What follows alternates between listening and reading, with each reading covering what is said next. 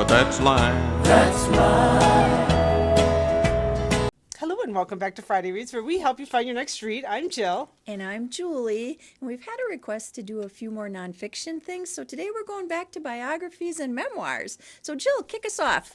So my first one doesn't look like a biography, but it is. This is the Mourner's Bestiary by Irene Kafal. It's for environmentalists. I thought it was a graphic novel, but I guess it's not. A critically acclaimed literary memoir braiding together environmental research and the personal journey of a generational healing, grief, and chronic illness. Author Irene Kafal is the inheritor of a family legacy of 200 years of genetic kidney disease and the mother of a child who may inherit that legacy. A literary memoir on loss, chronic illness, and generational healing, Kafal's The Mourner's Bestiary is also a meditation on grief and survival told through the stories of animals in two collapsing marine ecosystems, the Gulf of Maine and the Long Island Sound, and the lives of the family facing life-threatening illnesses on their shores. The Gulf of Maine is the world's fastest warming marine ecosystem, and the Long Island Sound has been the site of conservation battles that predict the fights ahead for the Gulf. So if you want to that's why it's got a whale on there. Huh. So the demise of mariners, these marine ecosystems, Easy for you to say, kicking us off. and their kidneys and their family. So it's Interesting. My first pick is really my only celebrity pick, and I picked it just because of the story behind it, kind of. It's Carson the Magnificent, an intimate portrait by Bill Ziem and Mike Thomas, and it came out last year. In 2002, Bill Ziem landed one of the most coveted assignments for a magazine writer, an interview with Johnny Carson, the only one he granted since retiring from hosting The Tonight Show. Ziem was tapped for the Esquire feature story thanks to his years of legendary celebrity profiles, and the resulting piece portrayed Carson as more human being than showbiz legend. Shortly after Johnny Carson's death in 2005, and urged on by many of those closest to Carson, Bill Ziem signed a contract and kept on going. He interviewed dozens of Carson's colleagues and friends and filled up a storage locker with his research.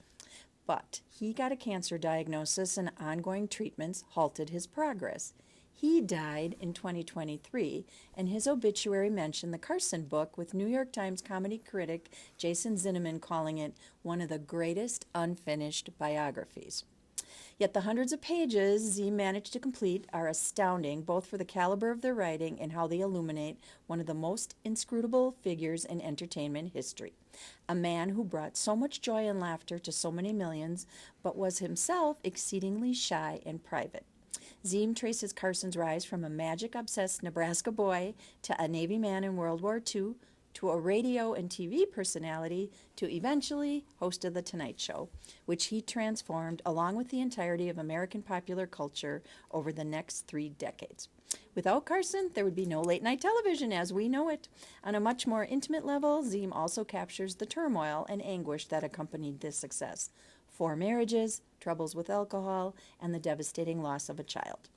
In one passage, Ziem notes that when asked by an interviewer in the mid-'80s for the secret to his success, Carson replied simply, "Be yourself and tell the truth." Completed with help from journalist and Ziem's former research assistant Mike Thomas, Carson the Magnificent offers just that, an honest assessment of who Johnny Carson really was. So this book took a while to get published, but labor of love to get to know Johnny Carson. Johnny Carson. Who doesn't love that man? I have another one that's environmental and has to do with the family and has hard words in it. This is The Flitting, a memoir of fathers, sons, and butterflies by Ben Masters.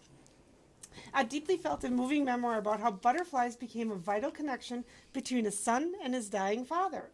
The Flitting, a memoir of fathers, sons, and butterflies, is a masterful and touching memoir blending natural history, pop culture, and literary biography, delivering a richly layered and nuanced portrait of a son's attempt, after years of stubborn resistance, to take on his dying father's love of the natural world.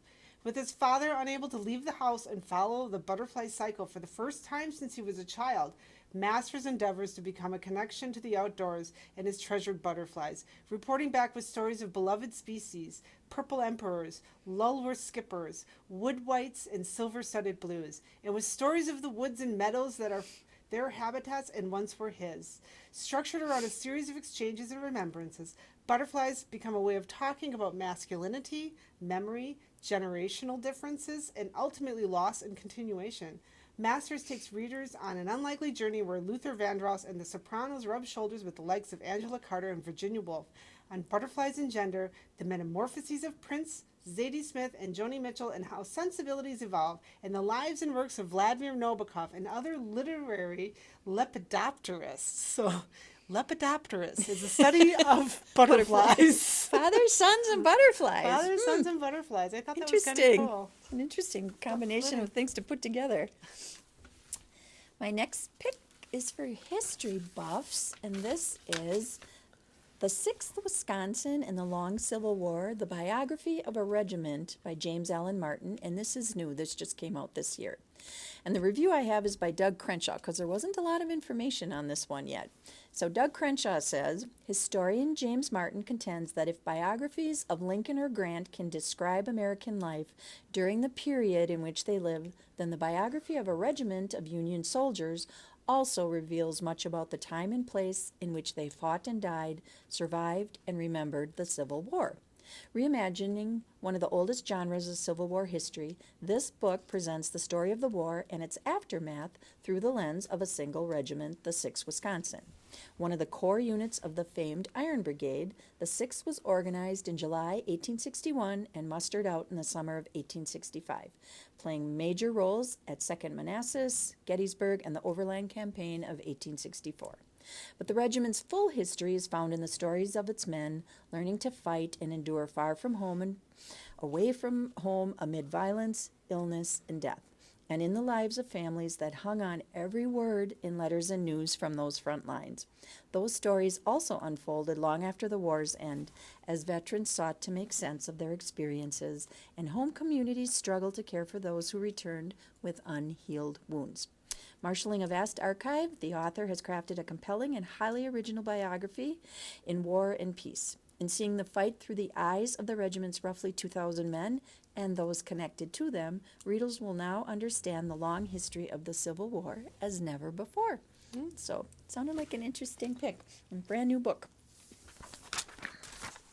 My next one has a little history too, and war. Alexander at the End of the World, The Forgotten and Final Years of Alexander the Great by Rachel Kosser.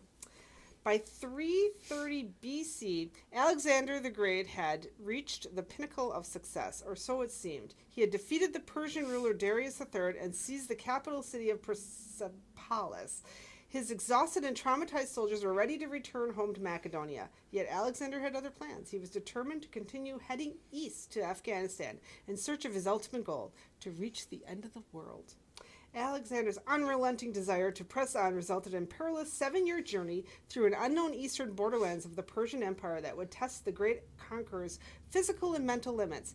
He faced challenges from the natural world, moving through deadly monsoons and extreme temperatures, from a rotating cast of well-matched adversaries who conspired against him at every turn, and even from his own men, who questioned his motives and distrusted the very belief which Alexander built his empire. This incredible sweep of time, culminating with his death in 323 BC at the age of 32, would come to determine Alexander's legacy and change the empire he left behind. In Alexander at the End of the World, renowned classicist and art history professor Rachel Kosser vividly brings to life Alexander's treacherous final years, weaving together a brilliant series of epic battles, stunning landscapes, and nearly insurmountable obstacles. Meticulously researched and grippingly written, Kosser's narrative is an unforgettable tale of daring and adventure, an inspiring portrait of grit and ambition, and powerful mediation to ability to learn from failure. So, yeah, Alexander at the End of the World. My third pick is Getting Out of Saigon, How a 27-year-old American banker saved 113 Vietnamese civilians. This is by Ralph White and was published in 2023. A captivating true story of courage, resolve, and determination. The author's successful effort to save nearly the entire staff of the Saigon branch of Chase Manhattan Bank and their families before the city fell to the North Vietnamese army is a story that needed to be told.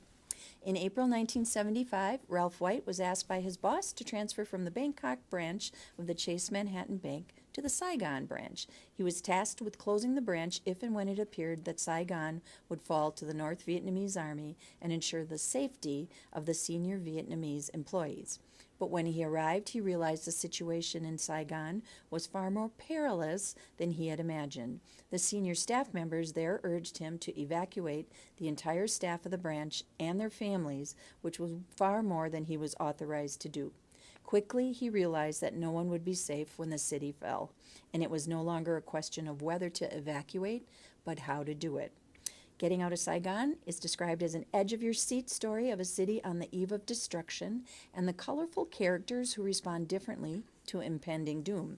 It's a remarkable account of one man's quest to save innocent lives, not because he was ordered to do it, but because it was the right thing to do. So, Getting Out of Saigon, that had a great reviews. It was 4.7 on Wow. Goodreads. So check out our nonfiction section. You'd find that in the 950s. This is The Last Fire Season, a personal and pyronatural history by Manjula Martin. When Manjula Martin moved from the city in the woods of Northern California, she wanted to be closer to the wilderness that she loved as a child. She was also seeking refuge from a health crisis that left her with chronic pain and found a sense of healing through tending her garden beneath the redwoods of Sonoma County. But the landscape that Martin treasured was an ecosystem already in crisis. Wildfires fueled by climate change were growing bigger and more each autumn. Her garden filled with smoke and ash, and local firehouse siren wailed deep into the night. By 2020, when the day lightning storm ignited hundreds of simultaneous wildfires across the West and kicked off the worst fire season on record, Martin, along with thousands of other Californians, evacuated her home in the midst of a pandemic. Both a love letter to the forests of the West and an interrogation of the colonialist practices that led to the current dilemma. The Last Fire Season follows her from the Okie Hills of Sonoma County to the redwood forests of coastal Santa Cruz, to the pines and peaks of the Sierra Nevada as she seeks shelter, bears witness to devastation, and tries to better understand fire's role in the ecology of the West. As Martin seeks a way to navigate the daily experience of living in a damaged body and a damaged planet, she comes to question her own assumptions about nature and the complicated connections between people and the land in which we live. So The Last Fire Season, I thought that sounded interesting to like someone's perspective of fleeing from a fire and what they think causes it. And yeah. My fourth pick is a new graphic novel, and this is Remember Us to Life, a graphic memoir by Joanna Rubin Dranger, published just this year.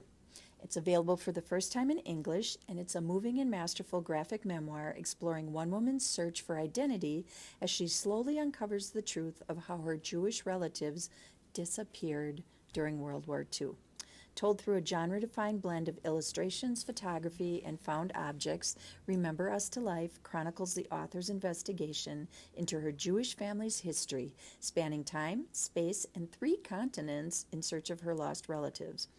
As discolored photos are retrieved from half-forgotten moth-eaten boxes, she discovers the startling modernity and vibrancy of the lives her family never spoke about, and the devastating violence that led to their senseless murders. Carefully researched and expertly told, this book recounts Joanna's family's immigration from Poland and Russia to Sweden and Israel, where her relatives found work, marriage, and community, blissfully unaware of all the horrors to come. Interweaving these anecdotes and stories are historical accounts of the persecution of Jewish people in Germany, Poland, Lithuania, and Russia prior to and during World War II, as well as the anti-Semitic policies and actions of the supposedly neutral government of Sweden, Joanna's home country. Her unflinchingly brave and intimate portrayal of one of history's greatest tragedies will capture and break readers' hearts. So it follows in the tradition of such classics as Art Spiegelman's Mouse. I know a lot of people really like that. And Margie and Satrapi's Persepolis. Remember Us to Life is a thought-provoking exploration of grief, alienation, and a reclamation of one's history. So if you would like a graphic novel version of a memoir, Remember Us to Life. I really like that cover. I do too. Picture and Yeah. that's cool. So my last pick today is The Elements of Marie Curie, How the Glow of Radium Lit a Path for Women in Science by Dava Sabel. Even now, nearly a century after death, Marie Curie seems the only female scientist most people can name, writes Dava Sabel in the opening of her shining portrait of the sole Nobel laureate decorated in two separate fields of science, physics in 1903 and her husband Pierre in chemistry with her husband Pierre, and chemistry by herself in 1911. And yet Sobel makes it clear, as brilliant and creative as she was in the laboratory, Marie Curie was equally passionate outside it.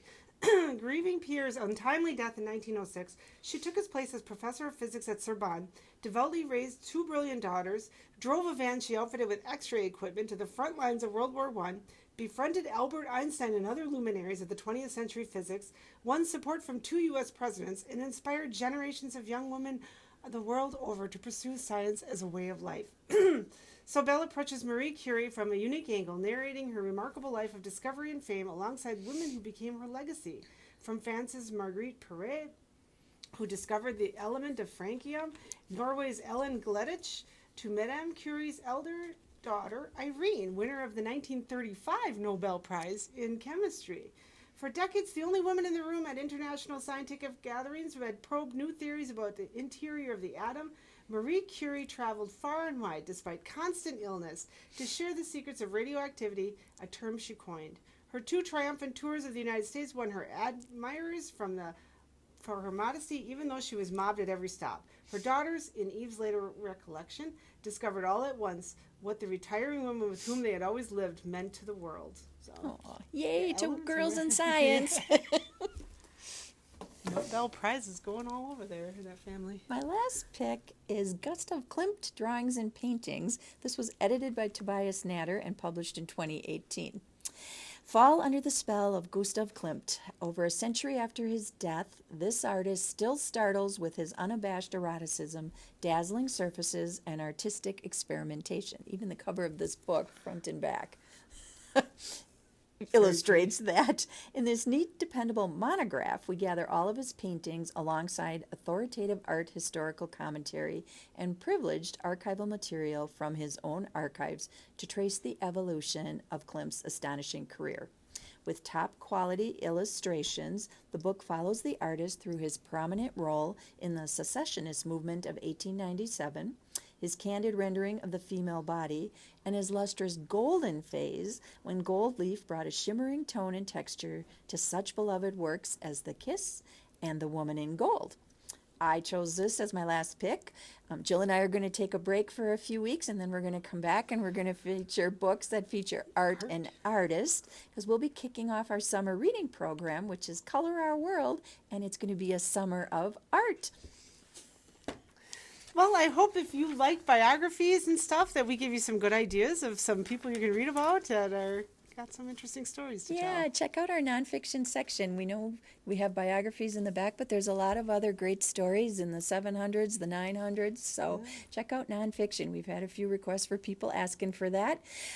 Find our videos on our Kimberly Public Library Facebook page, YouTube channel. And until next time, we thank you for watching. Bye. Bye.